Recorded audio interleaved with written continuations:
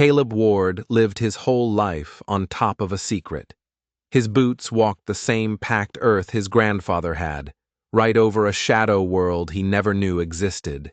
He was a simple man, living a simple life on his Montana ranch, until the floorboards in his barn started whispering.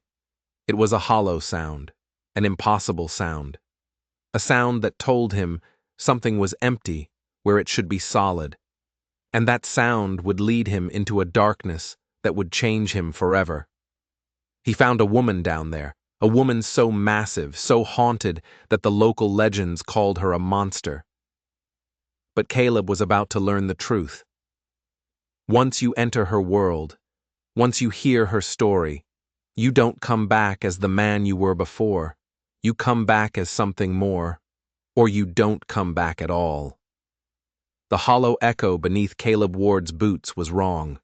Utterly, fundamentally wrong.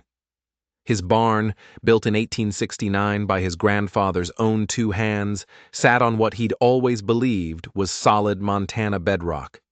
But for the past week, a single path across the floorboards sang with a deep, resonant emptiness. A drumbeat from below. It was a sound that shouldn't be there. A sound that spoke of secrets and hidden spaces. He ignored it for 3 days. On the 4th, he told himself it was just old wood settling. On the 5th, he blamed it on rats. By the 7th day, the lie was too thin to cover the truth. Something was down there. He grabbed his crowbar, the cold iron heavy in his hands, and jammed it under the first board. The wood groaned, rusty nails screaming as they pulled free. Then the second and the third. Sawdust and dried earth rained into the darkness below, and the smell that rose up was of stale air, of time, of a place that had been sealed away from the world.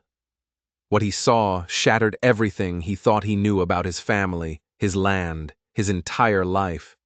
Worn wooden steps, polished impossibly smooth, not by weather or time, but by years of careful, repeated use. They descended into an inky blackness that seemed to swallow the light from his lantern. Someone had been living under his barn, for years, maybe decades, and he had never, ever known. Caleb struck a match, the hiss and flare loud in the sudden silence of the barn. He held it over the opening. The tiny flame danced, revealing carved stone walls, heavy wooden support beams, and the unmistakable, chilling signs of long-term habitation. This wasn't a storm cellar. This wasn't some bootlegger's hideout. This was a home. He lowered himself down, his boots finding the first step. The air was cold, still. He took another step, then another, descending into the belly of his own land. The match burned his fingers, and he dropped it, plunging himself into absolute darkness. He fumbled for another, his heart hammering against his ribs. When the second match flared to life, he saw her. She was sitting in a massive hand-carved chair, her 7-foot frame dwarfing the furniture around her. Her hair was a wild mane of silver and black, and her eyes, deep-set and weary, watched him from the shadows. It was Eleanor Blackwood, the giant widow of Whisper Creek, the monster from the stories told to scare children, the killer who had supposedly butchered her husband with her bare hands before vanishing into the wilderness 12 years ago. But the woman before him didn't look like a killer. She didn't look like a monster. She looked utterly, heartbreakingly alone, and she was trembling. "Please," she said, her voice a low, gentle rumble that seemed to vibrate in the very stones around them. "Please, don't run. I know what they say about me." Caleb's throat was bone dry. He couldn't have run if he tried. His feet felt rooted to the stone floor.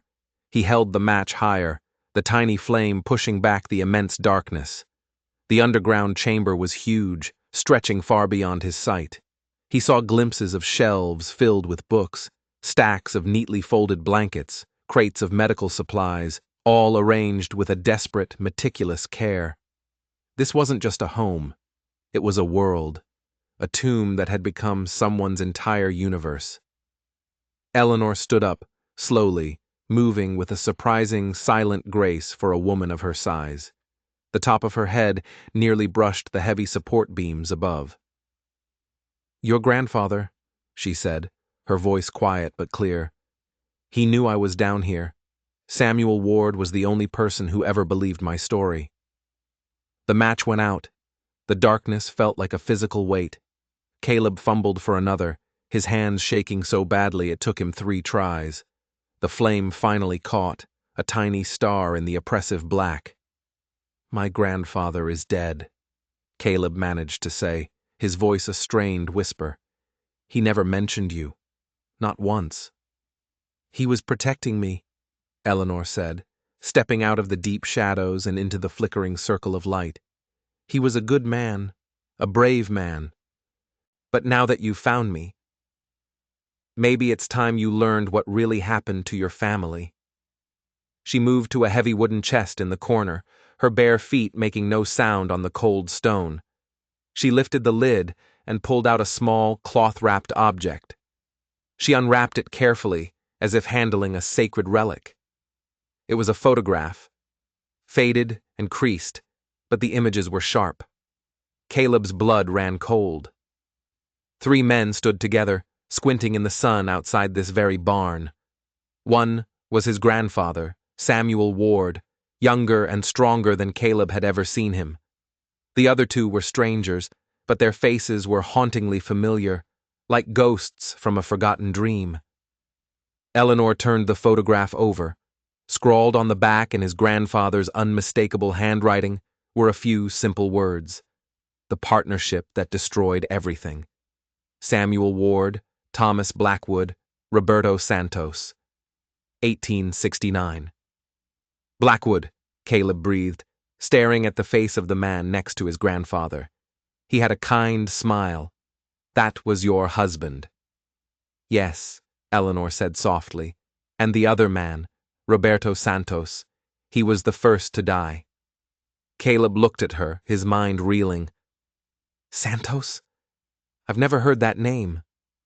"Of course you haven't," Eleanor said, and her voice was suddenly hard, laced with an anger that had been simmering for 12 long years. "They erased him.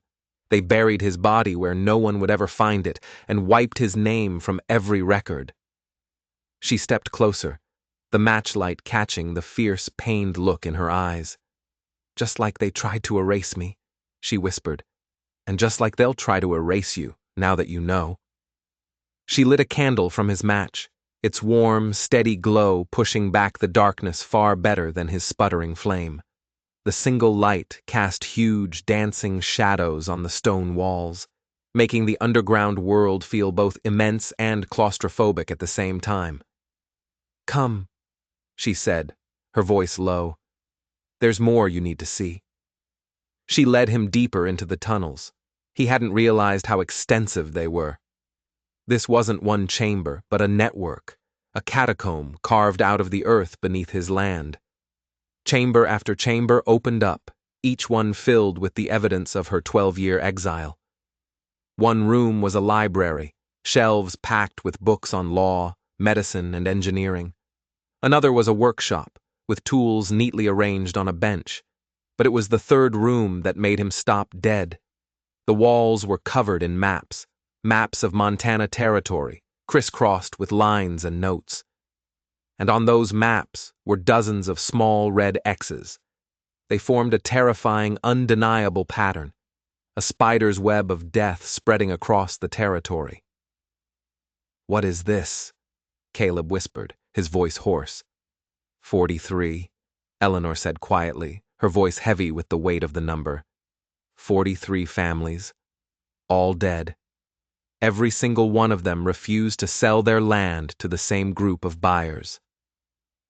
Caleb stepped closer to the wall, his eyes scanning the names written beside each X. He recognized them. The Hendersons, the Mackenzies, the Morrisons, families he'd known his whole life, whose disappearances and deaths had been dismissed as accidents, tragedies, the harsh realities of frontier life. The Hendersons. "Their barn burned down," he said, remembering the thick black smoke he'd seen on the horizon as a boy. They said it was a lantern fire. It was arson, Eleanor corrected, her voice flat, devoid of emotion. The doors were nailed shut from the outside. I found the nails myself the next morning, hidden in the weeds. But by then, Sheriff Collins had already written his report. An unfortunate accident. And the Mackenzies? Caleb asked, his heart pounding. Their well was poisoned, Eleanor finished for him. With nightshade, odorless, tasteless. I found the remnants of the plant buried behind their smokehouse. The sheriff called it bad water. This is impossible, he breathed, turning from the wall of death to face her. No one could get away with this. Not 43 times. Eleanor's laugh was a bitter, broken sound in the silence of the tunnels. Who would stop them, Caleb? The territorial marshal visits once a year, signs whatever papers the sheriff puts in front of him, and moves on. The sheriff himself? He's a paid man. The newspaper prints what it's told. It's the perfect crime repeated over and over because no one with any power has any reason to look too closely. She walked to a small, sturdy table and opened a thick, leather-bound ledger. It was filled with her own neat, precise handwriting. Page after page of careful documentation. Dates, names, land deeds, financial records, eyewitness accounts she'd gathered in secret. I've spent 12 years putting this together, she said, her massive hand resting on the book. 12 years of sneaking out at night, searching through rubble, listening at windows, gathering every piece of proof I could find. She looked up at him, and for the first time he saw past the grief and the anger. He saw a desperate, pleading hope. But what good is it? I'm a giant woman living in a hole in the ground. I'm the monster who supposedly killed her own husband. Who would ever listen to me? She stepped closer, her imposing size filling the small space between them. For the first time, he wasn't afraid. He was in awe. What do you want from me? Caleb asked, the question feeling small and inadequate in the face of her monumental struggle. I want your help, she said, her voice cracking with the weight of 12 years of solitude. I want you to use your family's name, your grandfather's reputation, to make them listen. But you have to understand what you'd be choosing. Her gaze was intense, searching his. The men who did this, they're still alive. They're richer now, more powerful, and they're still killing. The last X on that map was from 6 months ago. She reached out, her enormous hand gently touching his face. Her fingers were calloused, but her touch was soft. Your grandfather's death wasn't natural, Caleb. He didn't die peacefully in his sleep. When he got old and started having moments of conscience, when they thought he might finally talk, they poisoned him. The candle flame flickered between them, casting their faces in a dance of light and shadow. Choose to help me, she whispered, and you become their next target. They will come for you, and they won't stop until you're just another red X on that map. Caleb looked into her eyes. He saw 12 years of darkness, 12 years of pain, 12 years of fighting a war all by herself. But beneath it all, he saw something else. Something he hadn't seen in anyone's eyes for a very long time. Hope. After a dozen years trapped in this living grave, this remarkable, impossible woman was looking at him with hope. Eleanor, he said. It was the first time he'd spoken her name. It felt right on his tongue. Tears, thick and slow, traced paths down her strong features. No one, she whispered, her voice breaking. No one has said my name like that in 12 years. Like I was still human.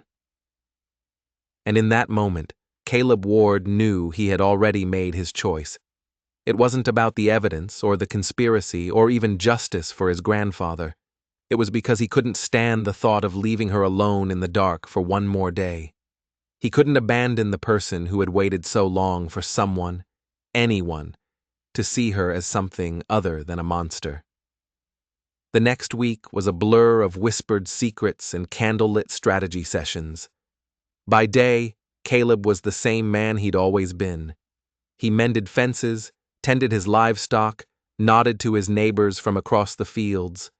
He played the part of a simple rancher, his face a mask of placid normality.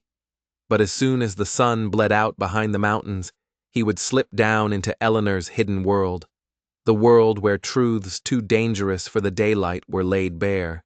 He learned that Eleanor had not just survived her 12 years in the dark, she had forged herself into a weapon. The grieving widow was gone, replaced by a scholar, a strategist, a detective. She spoke 3 languages, gleaned from books traded for with a sympathetic fur trapper who thought she was a myth. She had taught herself medicine, setting her own broken bones and stitching her own wounds from falls in the dark. She had a legal mind as sharp as a razor, able to quote territorial law and precedent from memory. Her massive hands, the hands the town whispered had crushed her husband's throat, moved with the delicate care of a watchmaker as she showed him document after document. The Morrison family, she explained one night, her long finger tracing a line on a hand-drawn map. They were told the meat they bought from the town butcher was tainted, a tragic case of food poisoning. But I found the delivery wagon's tracks. It didn't come from town. It came from the Cross Ranch, the night before they all died. Caleb stared at her neat, steady handwriting in the ledger, the sheer, exhaustive detail of her investigation. How? He asked, his voice full of wonder. How did you get all of this without anyone ever seeing you? A sad smile touched Eleanor's lips. When you're 7 feet tall and the entire world believes you're a ghost, you learn how to move without being seen. You become the rustle of leaves in the wind, the shadow that flits at the edge of your vision. I know every game trail, every abandoned line shack, every dry creek bed for 50 miles. I know all the places a giant woman can hide while she gathers proof that nobody wants to find. She led him to a different chamber, one he hadn't seen before. The air here was colder, heavier. On a series of long wooden shelves sat dozens of personal items arranged like artifacts in a museum.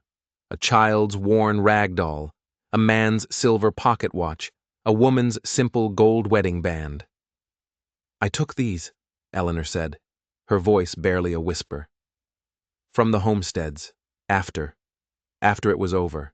Things the killers left behind because they were worthless. Things the sheriff never bothered to collect.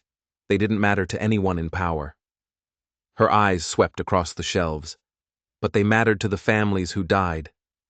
Caleb reached out and picked up the pocket watch. It was heavy, the silver tarnished. He could feel the weight of a man's entire life in his palm. That belonged to James Mackenzie, Eleanor said softly. He was trying to wind it when the poison took him. I found him in his chair by the fire, still holding it. His wife was on the floor, clutching their baby daughter. The underground chamber, his sanctuary, suddenly felt like a tomb. The air was thick with the ghosts of the forgotten. Caleb sank onto a nearby crate, the watch clutched in his trembling hand. How do you bear it? He asked, his voice thick with emotion. Knowing all this? Carrying all these stories alone for so long?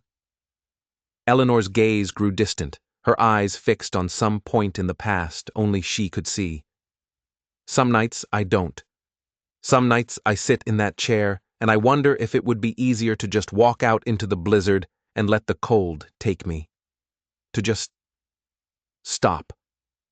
She turned to face him, and in the flickering candlelight, Caleb saw fresh tears glistening in her eyes. But then I remember what Thomas said to me, his last words. Her voice dropped to a choked whisper. He made me promise. He made me promise that I would fight, that I would make sure their deaths meant something. What did he say? Caleb asked gently. Her eyes met his, and he saw 12 years of raw, unyielding pain. He said, Don't let them win, Ellie. Don't let them erase us. Don't let them act like we never existed. The single candle flame danced between them, casting their shadows, long and distorted, against the cold stone walls. Caleb felt an irresistible pull, a need to close the distance between them. He stood and took a step closer to this incredible woman, this warrior who had endured more than any human should ever have to bear. "You're not alone anymore, Eleanor," he said simply. The words were small, but they held the weight of a vow, and with that, the composure Eleanor had maintained for 12 long years, finally, completely, shattered. She collapsed to her knees, her massive frame shaking with a grief so profound it seemed to shake the very foundations of the earth beneath them. Great, gut-wrenching sobs tore from her throat, the sounds of a soul that had been holding its breath for over a decade. "I've been so afraid," she wept, her words muffled by her hands.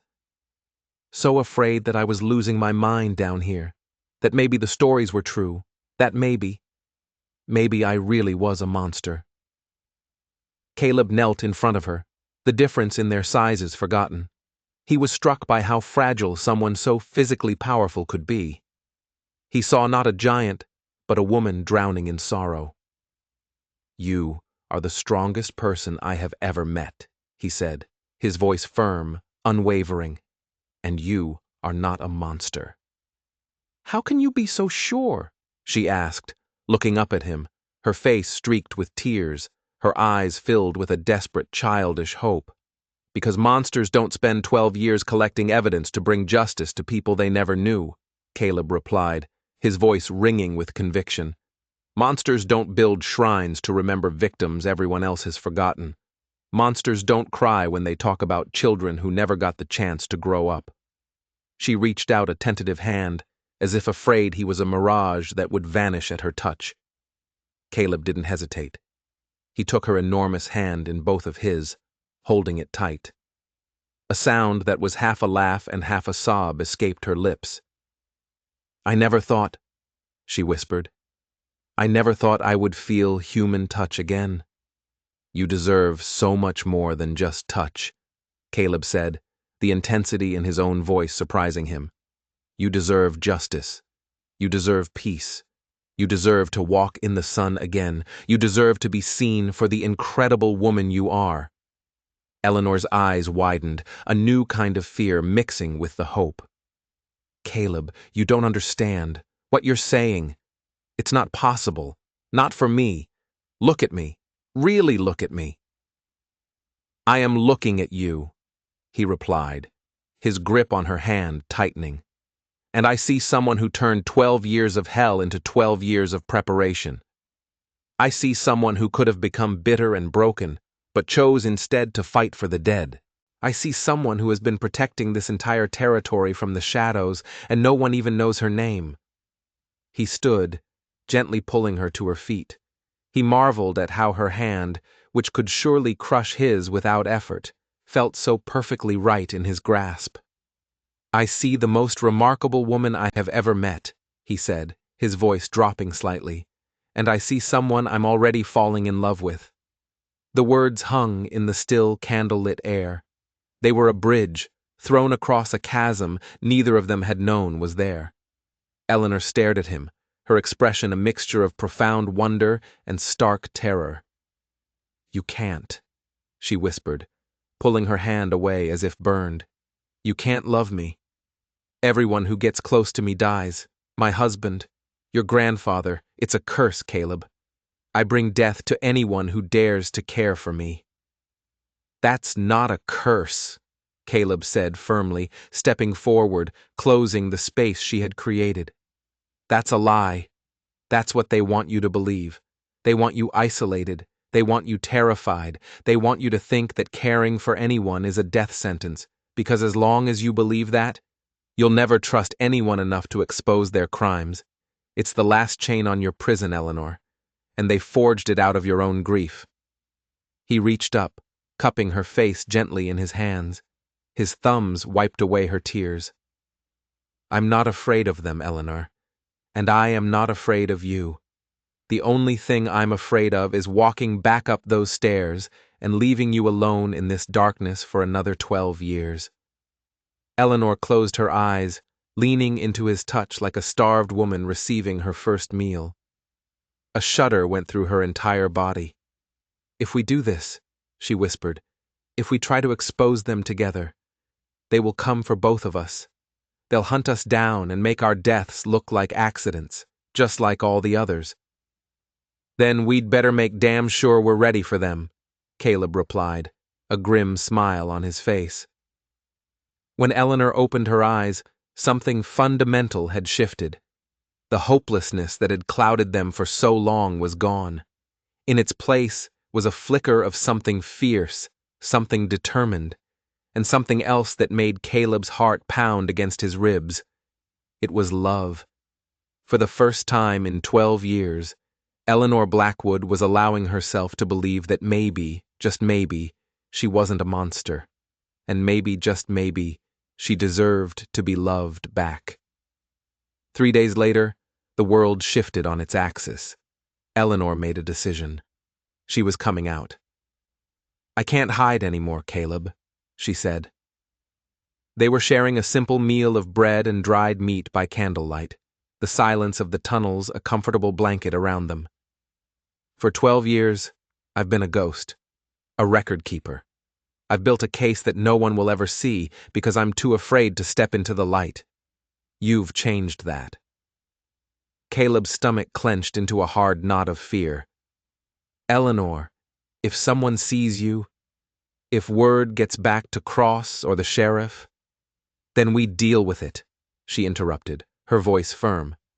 She reached across the small crate they used as a table and took his hand. Her grip was strong, resolute. "You said you weren't afraid of them. You said you weren't afraid of me. Did you mean it, Caleb?" The question hung between them, a challenge and a plea all in one. He looked into her eyes, and he saw more than just love. He saw a desperate, burning need to reclaim a life that had been stolen from her. To be a person again, not a secret. "I meant every word," he said, his voice unwavering. "But we need a plan, a damn good one. We can't just walk into town square and start shouting." A fierce, dangerous smile spread across Eleanor's face. It transformed her. The weary victim vanished, and in her place was a brilliant, avenging angel. "Oh, Caleb," she said, her eyes gleaming in the candlelight. "I've had 12 years to do nothing but think about this moment. I know exactly what we're going to do." She led him to a chamber he had never seen before, tucked away in the deepest part of the tunnel network. Every inch of the stone walls was covered with detailed maps, financial charts, and family trees. It was the war room of a general preparing for their final campaign. Red lines connected properties, showing a clear, systematic pattern of land acquisition that always followed a suspicious death. "The Territorial Cattlemen's Association is holding its annual meeting in 2 weeks," Eleanor explained, pointing to a circled date on a calendar tacked to the wall. "It's the biggest event of the year. Every powerful man in the territory will be there to discuss new railroad contracts." She tapped the map. "Every single man responsible for those 43 murders will be in the same room, at the same time." Understanding dawned on Caleb, cold and sharp. "You want to confront them, publicly." "I want to present evidence so overwhelming they can't deny it," she corrected. "Witness testimony, land deeds, financial records, physical proof. I want to lay it all out in front of enough honest, decent people that they can't just make us disappear quietly." She pulled a heavy leather portfolio from a shelf. It was bulging with the documents that represented 12 years of her life's work. "But I need you," she said, her voice softening. "I'm the monster from the legends. They'll dismiss me as a madwoman. I need someone they have to listen to. Someone whose family name still carries weight in this territory." "The Ward name means something," Caleb admitted, a new bitterness in his mouth. He was beginning to understand that his family's good name was built on a foundation of silence and complicity. "My grandfather was respected, feared even. Because he knew their secrets," Eleanor said, her gaze locking with his. "And now, so do you." That night, as they made their final preparations, the air thick with unspoken tension, Eleanor showed him one last secret. Hidden in the back of the chamber, covered by a heavy canvas tarp, was a collection of items that told the story of the woman she had been, before tragedy had reforged her. There were teaching certificates from the school where she had taught children to read. A stack of love letters from her husband, Thomas, their pages filled with passionate words and dreams of the family they would build together. And in the very back, there was a child's cradle, beautifully carved from dark walnut, but it had never been used. "We were going to have children," Eleanor said, her voice a raw whisper. She ran a hand over the smooth, polished wood. "Thomas made this himself. He spent months on it, getting every detail perfect. We had names picked out. We had a room ready in our little house." She looked up at Caleb, and her eyes were swimming with a pain so deep it seemed to have no bottom. "I used to sit and imagine what they would look like. If they would have his kind eyes, or my stubbornness. If they would be tall, like me, or normal, like him." Caleb knelt beside the cradle, the full, crushing weight of what had been stolen from her finally hitting him. It wasn't just her husband. It wasn't just her freedom. They had stolen her entire future. They had murdered her children before they were ever born. "You could still have that," he said softly, his voice thick. "When this is over, when we've exposed them. You could still have the life you dreamed of." Eleanor's laugh was a hollow, desolate sound. With who, Caleb? What man would want a giant widow with a reputation for murder? What man would want to risk having children who might grow up to be freaks? Like their mother? "I would," Caleb said, without a single second of hesitation. The words echoed in the stone chamber, as solid and real as the cradle between them. They hung in the air, a promise and a declaration. Eleanor stared at him, her expression one of utter, stunned disbelief. "Caleb, you don't. You've only known me for a week. You can't know what you're saying. You don't understand what a life with me would actually mean." "I understand that I love you," he replied, his voice ringing with a certainty that left no room for doubt. "I understand that you are the strongest, smartest, bravest woman I have ever met, and I understand that any children we might have would be the luckiest children on this earth to inherit even a fraction of your character." Eleanor's hands flew to her mouth, a choked gasp escaping her lips. "You're talking about marriage, about a future, about things that can't happen for me." "Why not?" he challenged, standing to face her. "Because look at me." Her voice rose, her control finally snapping. She stood to her full, magnificent height, her shadow swallowing him whole. "I am a giant, Caleb. I am 7 feet tall and stronger than most men. I have lived in a hole for 12 years. I have the ghosts of 43 families haunting my every waking moment, because I wasn't strong enough or fast enough to save them." She gestured wildly at the maps and ledgers surrounding them. "This is my world, death and documentation and darkness. You can't possibly want to tie your life to someone like me." Caleb stood his ground, unintimidated by her size or her fury. He walked toward her until they were inches apart. "Eleanor, you're right," he said calmly. "I can't possibly want to tie my life to someone like you." Her face crumpled in pain. But before she could turn away, he continued, his voice soft but steel hard. "I don't want to tie my life to someone like you. I want to tie my life to you. Not because of how tall you are or where you've lived, or the stories they tell, but because of who you are." He reached up, taking her face in his hands again. "You are not responsible for those deaths. You are the only person in this whole God-forsaken territory who cared enough to remember them, to honor them, to fight for them. You're not a giant who happens to be a woman. You are a woman who happens to be extraordinary in every possible way." Her tears came freely now, not tears of grief, but of release. 12 years of isolation, of self-loathing, of believing the lies, all breaking apart under the force of his unconditional love. "If we survive this," Caleb continued, his eyes locked on hers, "if we walk into that room and expose those killers and live to see another dawn, I want to spend the rest of my life proving to you that you deserve every single happiness you've been denied." With a cry, Eleanor pulled him into an embrace, lifting him clean off his feet. For a moment, suspended in her powerful arms, wrapped in her strength and her scent of earth and candle wax, Caleb felt like he was flying. "I love you too," she whispered against his ear, her voice thick with tears. "And that terrifies me more than Marcus Cross and all his hired guns." "Good," Caleb replied, his feet finding the floor again. "Because the best things in life are usually the most frightening."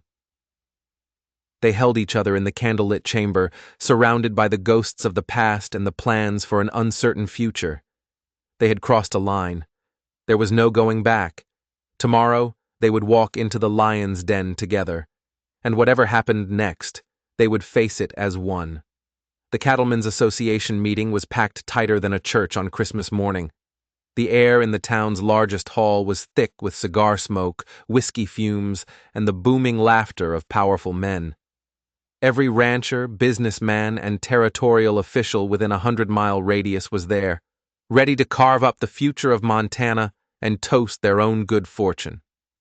Outside, in the biting cold of the autumn night, Caleb and Eleanor waited. The stars overhead were sharp and brilliant in the black sky, indifferent witnesses to what was about to unfold.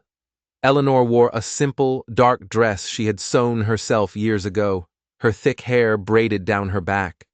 Nothing could disguise her towering height or the nervous energy that radiated from her like heat from a forge. "Once we walk through that door, there's no turning back," she said, her voice a low murmur. Her breath plumed in the frigid air. "Are you absolutely certain about this, Caleb?" He took her enormous hand, not in both of his this time, but in his one. It was a statement. He wasn't supporting her. He was standing with her. It felt right. It felt like home. "I've never been more certain of anything in my life," he said. They walked through the doors together. The effect was instantaneous. It was like a bucket of ice water had been thrown into the room. Conversations died in mid-sentence. Men who had been roaring with laughter fell silent, their mouths hanging open. Every single eye in that crowded hall turned to stare at the giant woman who was supposed to be dead and the man who stood calmly by her side. Eleanor didn't flinch. She stood tall, her posture perfect, using her incredible height not as something to hide, but as a weapon to command their attention. When she spoke, her voice, trained by 12 years of silence, carried with perfect clarity to every corner of the building. "My name is Eleanor Blackwood," she announced. A ripple of murmurs went through the crowd. Many of you remember me. Some of you have spent 12 years telling stories about me. Tonight, I am here to tell you the truth. From a table near the front, Marcus Cross, the wealthiest and most ruthless cattleman in the territory, slammed his fist down. "This is an outrage! This woman is a murderer and a lunatic. She should be in chains, not addressing decent folk. Sheriff, do your duty." "I have evidence," Eleanor replied calmly, ignoring him. She stepped forward and placed her heavy leather portfolio on an empty table, opening it for all to see. 12 years of documentation, proof that my husband, Thomas Blackwood, was murdered by a conspiracy of men in this very room. She began to lay out photographs, documents, and sworn affidavits. The crowd, driven by a morbid curiosity that overrode their fear, began to press closer. "It started in 1869, Eleanor continued, her voice ringing with authority, when a prospector named Roberto Santos discovered a rich vein of silver on what is now the Ward property. My husband, Thomas, and Caleb's grandfather, Samuel Ward, agreed to help him file the legal claim. But when Mr. Santos refused to sell his discovery for pennies on the dollar to Mr. Cross, he was murdered. His body was buried in an unmarked grave, and his name was stricken from the territorial records. The room erupted in a cacophony of angry shouts and denials. But Eleanor's commanding presence and the cold, hard facts she was presenting gradually silenced them again. Thomas and Samuel knew too much, she said, her voice growing stronger, fueled by the righteousness of her cause. So they arranged an accident for my Thomas, and they made me disappear by spreading the vicious lie that I, his grieving wife, was the monster who killed him. Samuel lived only because he swore an oath of silence. But when he grew old and his conscience began to weigh on him, they poisoned him too. Caleb stepped forward, standing shoulder to shoulder with her. My grandfather left behind a private ledger, he said, his voice loud and clear. It proves everything she's saying. It names the names, the dates, the methods. It even details the payments made to the assassins. Sheriff Collins, a fat, sweating man whose loyalty to Marcus Cross was common knowledge, pushed his way through the crowd. The ravings of a known killer and a boy who's clearly been bewitched by her mean nothing. This is not a court of law. Then let's talk about the other 41 families, Eleanor shot back, her voice cutting through the room like a whip. The silence that followed was absolute. It was deafening. One by one, Eleanor began to read the names from her list. The Hendersons, burned alive in their barn because they wouldn't sell their water rights. The Mackenzies, poisoned by a contaminated well because their land stood in the way of a new road. The Morrisons, a family of 6, fed spoiled meat from the Cross Ranch because they refused to give up their claim.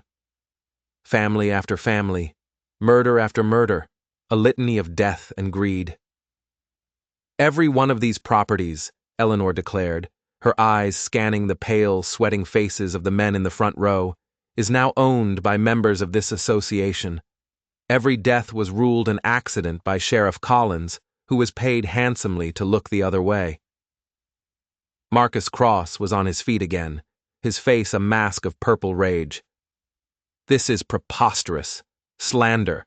No one would believe such wild accusations from a deranged 7-foot freak. They might believe them from me. The voice came from the back of the room. Every head turned.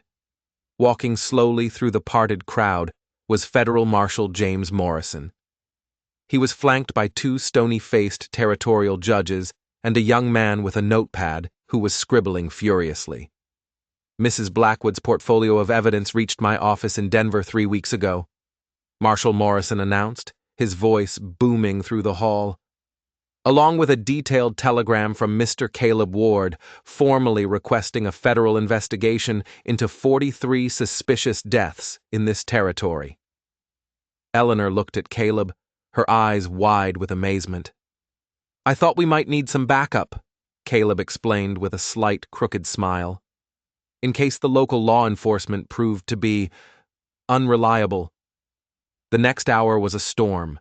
Faced with a federal investigation and a mountain of undeniable evidence, the conspiracy crumbled like a rotten log. Men who had been pillars of the community an hour earlier were suddenly turning on each other, shouting accusations, desperately trying to save their own skins. Marcus Cross made a run for the back door, but was met by 2 of Morrison's deputies. Sheriff Collins tried to burn Eleanor's ledger in the fireplace, but found himself in irons beside the very men he had protected for decades. As the first light of dawn painted the Montana sky, Eleanor Blackwood stood outside the hall. She breathed in the crisp morning air, a free woman for the first time in 12 years. The woman who had spent a decade hiding in darkness now stood tall and proud in the light. What happens now? She asked Caleb, as they watched the last of the conspirators being loaded into a prison wagon. Now, Caleb replied, pulling her into an embrace that felt like coming home. Now we build the life we talked about. We get married. We work this land, honestly. We bring that cradle up from the tunnels, and we have the children you always dreamed of. Tears filled Eleanor's eyes, but for the first time in over a decade, they were tears of pure, unadulterated joy. Are you sure this territory is ready for a family like ours? The territory will learn to be ready, Caleb said firmly, kissing her forehead, And if they don't, we'll teach them. They walked away from the town, hand in hand, back toward the Ward ranch that was now their ranch. She was no longer Eleanor Blackwood, the giant widow, the monster, the ghost. She was just Eleanor, a woman in love with a man who had seen her true worth. They both understood that the most important changes don't happen when we discover who we really are, but when we find someone brave enough to love us for it. The man who found a hollow sound beneath his barn and followed it into darkness had never come back the same. He had come back a better man, a man capable of extraordinary love, unwavering courage, and a fierce justice that could only be forged by two souls fighting the world together.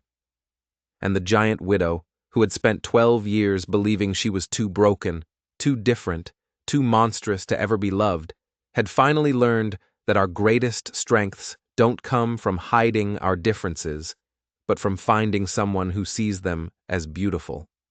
Their love story became a legend in the Montana Territory. It was proof that the most powerful force in the world isn't greed or fear or hatred. It's the simple, revolutionary act of seeing the true value in someone when the rest of the world has already decided they're worthless. If this story of love and justice conquering impossible odds moved you, we'd love to hear from you in the comments below. Let us know where you're watching from, anywhere in the world. And please, don't forget to like and subscribe for more tales of extraordinary people finding extraordinary love in the most unexpected of places. Your support means everything, and every subscription helps us bring more stories to light. Stories that remind us that no one is too different, too broken, or too lost to deserve their own happily ever after.